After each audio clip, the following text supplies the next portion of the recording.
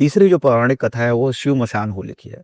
शिव और पार्वती की कथाएं तो आप लोग जानते हैं। जब सती यज्ञ कुंड में जलकर भस्म हो गई तो शिव जो है इस संसार से उदासीन होकर गहरे ध्यान में लीन हो गए और सारी इस दुनिया से दूर चले गए। पार्वती की तपस्या, जब हिमालय की पुत्री पार्वती हुई, उन्होंने तपस्या की शिव के प्रति, उनका प्रेम हुआ, तो वो गहरी तपस्या में थी। लेकिन देवताओं में सब लोग ये चिंतित हो गए कि शिव जो है अब बिल्कुल ही दूर चले गए हैं, इस संसार को देखेगा कौन।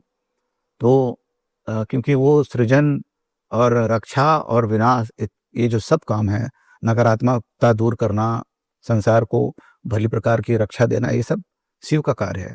तो ये सब कौन करेगा? तो देवताओं ने उनकी तपस्या भंग करने की कोशिश की, तो थोड़ी सी इच्छा उनमें उत्पन्न करने की कोशिश की गई। तो कामदेव जो है गए उनकी तपस्या भंग करने, और शिव जी ने अपना तीसरा नेत्र खोल करके उनको भस्म कर दिया। तो जो भस्म हुई वो भस्म जो है शिव जी के शरीर पर जो लगी हुई भस्म है, वो भस्म है कि उन्होंने काम को जला दिया, इन्हें डिजायर को जला दिया अपने अंदर को, और वो डिजायर लेस हो गए। तो ये जो है यही शिव की मसान होली है।